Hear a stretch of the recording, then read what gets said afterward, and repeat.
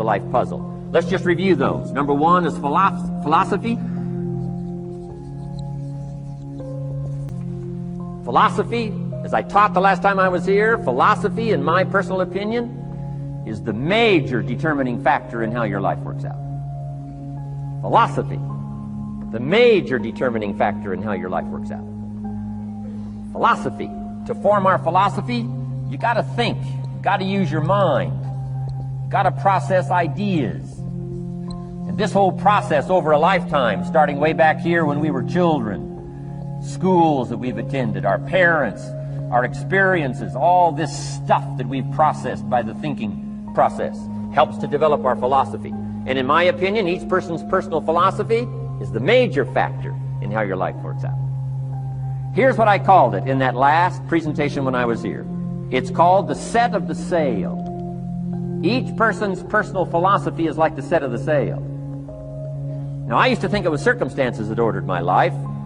If someone would have asked me at age 25, Mr. Rohn, how come you're not doing well? Pennies in your pocket, creditors calling, nothing in the bank, behind on your promises to your family, you live in America, 25 years old, got a beautiful family, every reason to do well, and things are not going that well for you.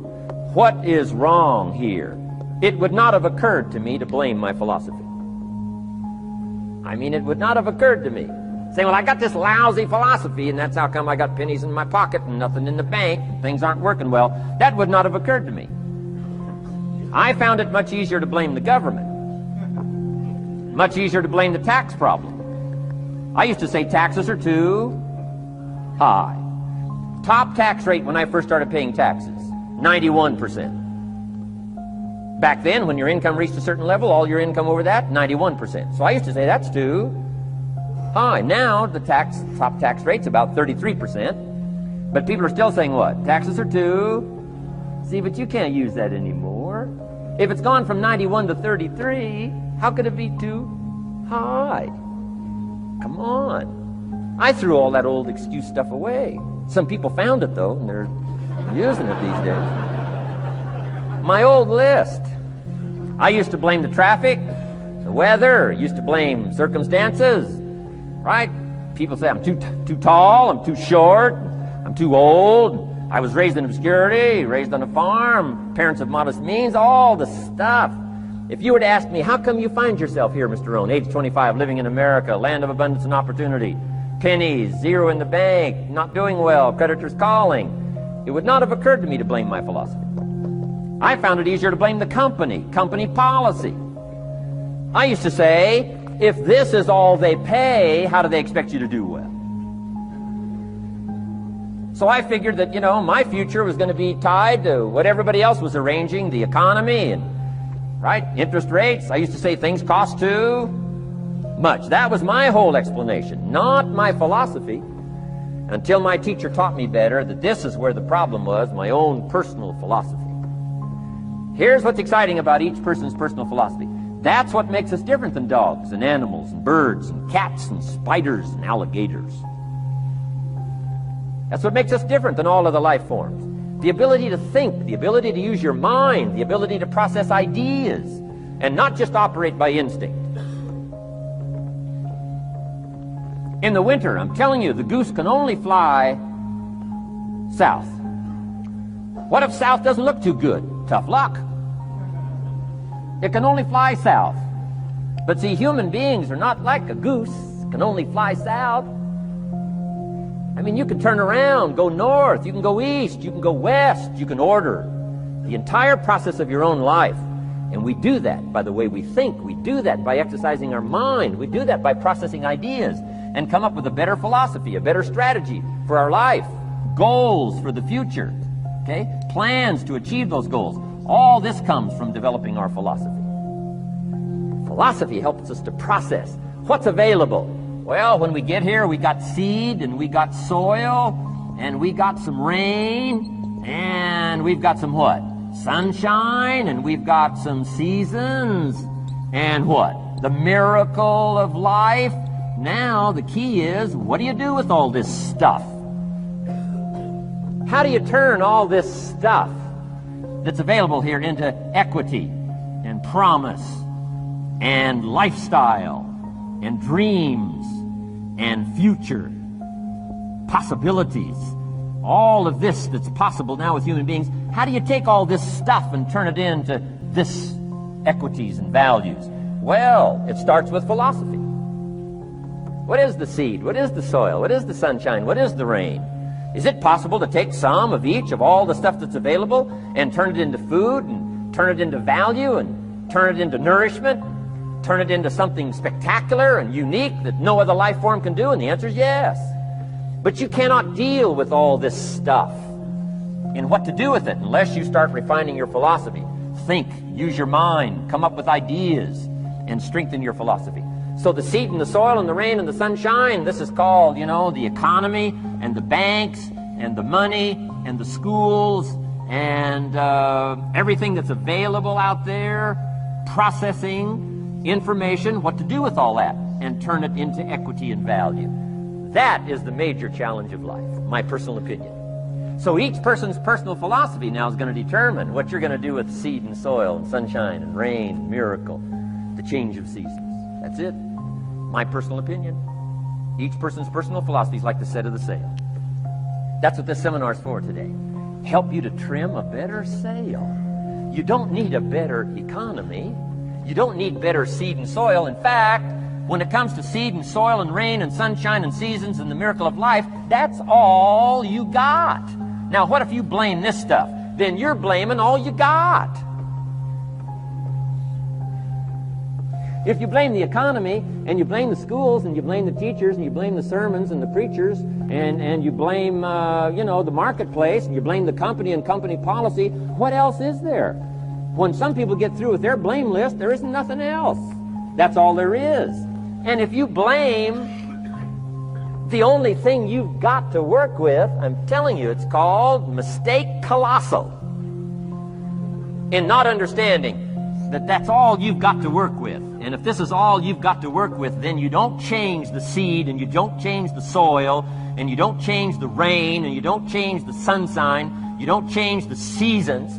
Right? Guy says, I'll take 3 springs, 4 summers, 9 falls, no winters. No, you can't fool with this stuff. You got to take it like it comes.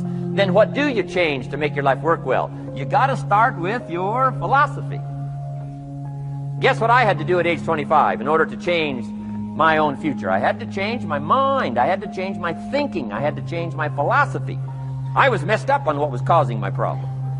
And once I got that straightened out, that all the stuff I blamed, the government and taxes, and the marketplace and the economy, and things cost too much, negative relatives, cynical neighbors, once I got rid of that and started going for where the real problem was, which was me, I'm telling you, my life exploded into change. My bank account changed immediately. My income changed immediately. My whole life took on a whole new look and color immediately. And the early results I got from making these philosophical changes tasted so good, I've never stopped the process from that day until this. And I'm telling you, with a little consideration of the refinement of your sail, by setting a better sail, refining your philosophy, your whole life can start to change from today on. You don't have to wait till tomorrow.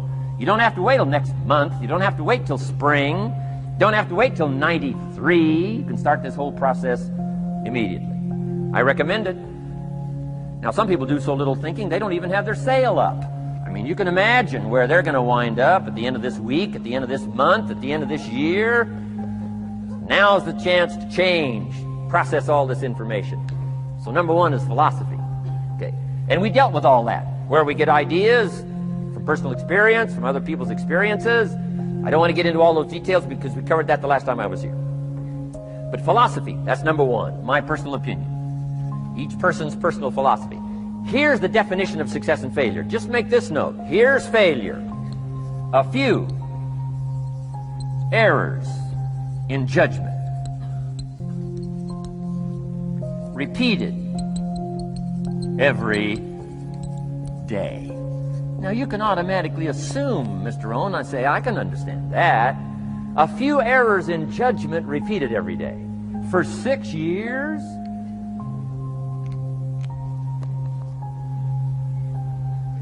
I'm with my father. I think I told this story the last time I was here. My father, 88 years old, he's never been ill, still hasn't retired. Not long ago, midnight, we're getting ready to go to bed. We've drilled a new well, got some extra water, got some more acres going. He's all excited. At midnight, we're getting ready to go to bed. My father's eating what he calls his midnight snack. A little bite to eat before you go to bed. Don't have to go to bed hungry.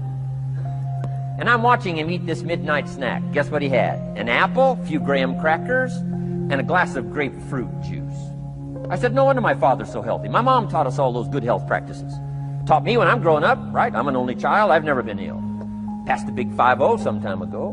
My 2 daughters, 32, 33, never been ill. My grandkids, never been ill. I'm telling you, the legacy lingers on.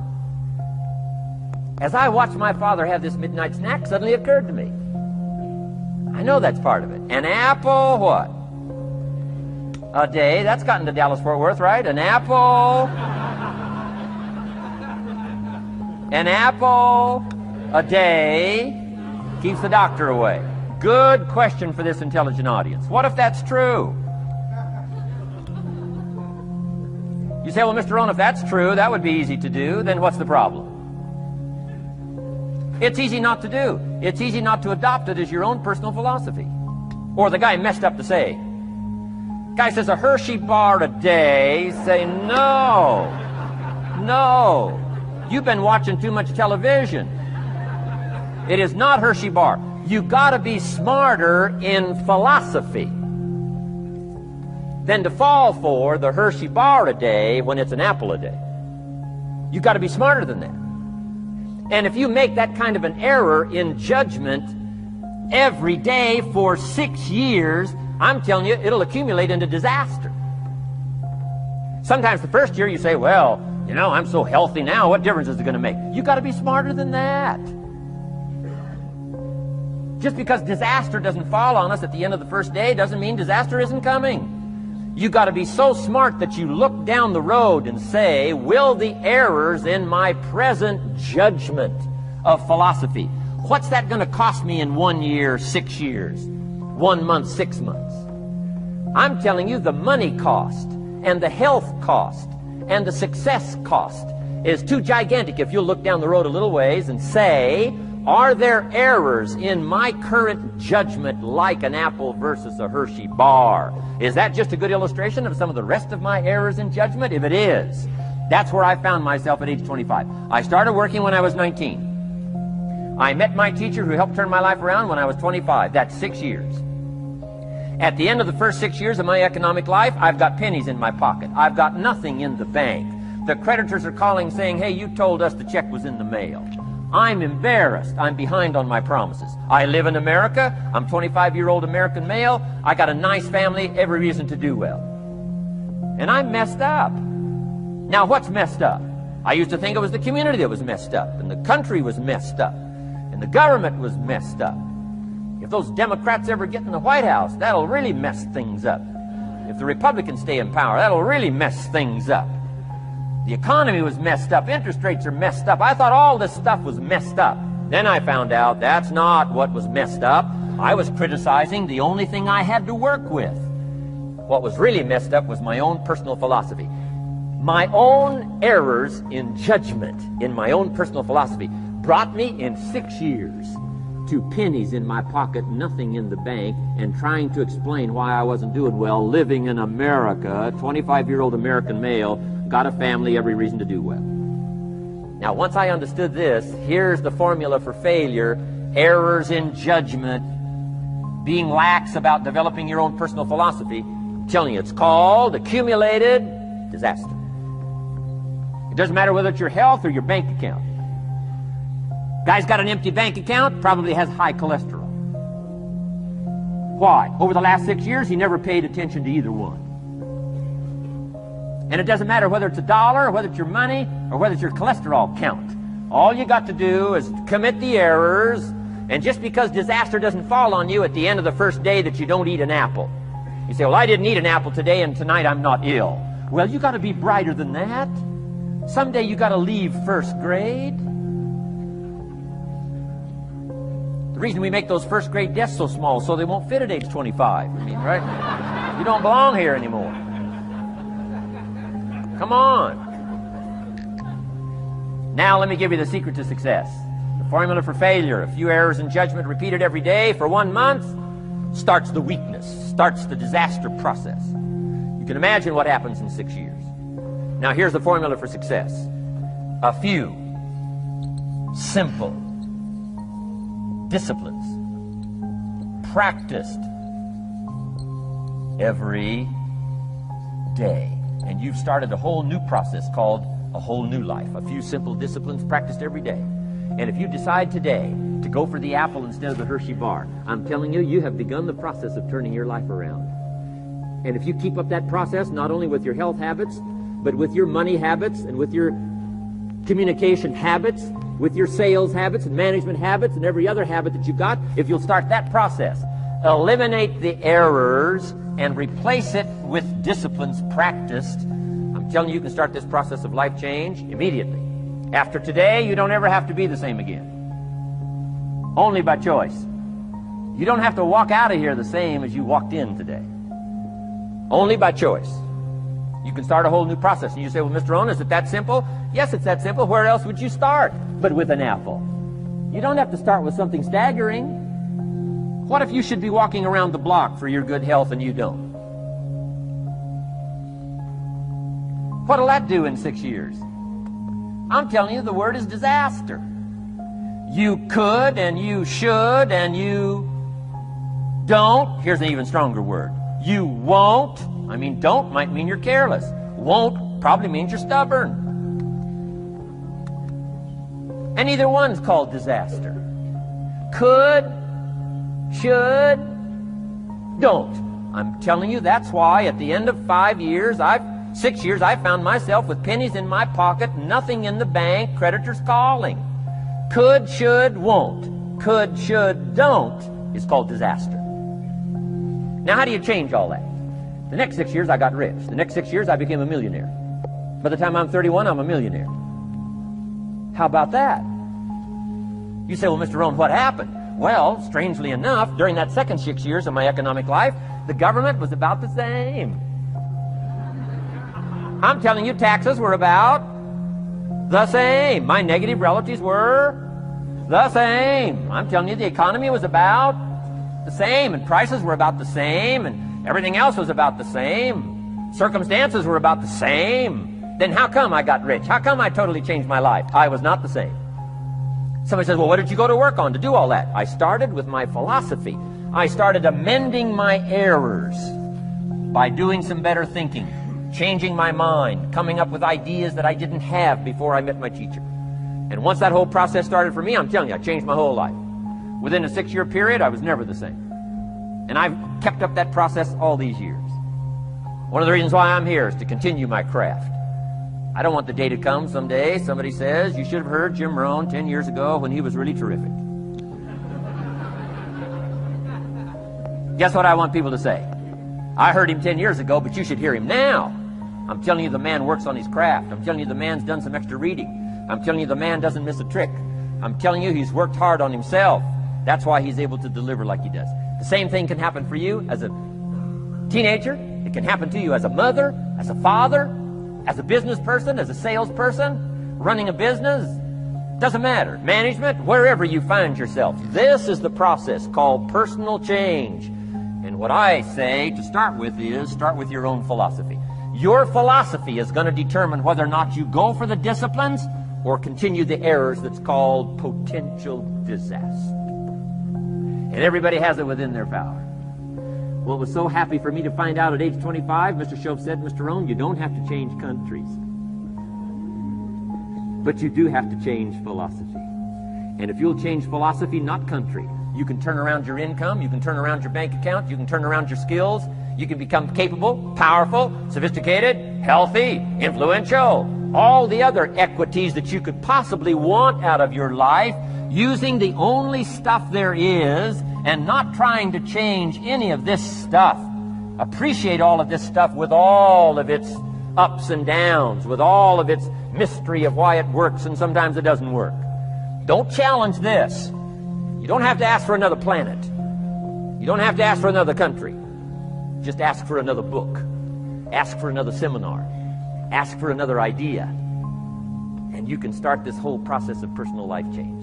Now, I could spend the whole day on philosophy, because that's where it is. If I could get you intrigued with that enough to study it, enough to ponder it, to where you would pick up the commitment like I did and say, hey, as simple as an apple a day, as simple as a walk around the block, why not start right there? If you don't start there, where else are you going to start? Might as well start where it's easy, and then go to the more complicated disciplines.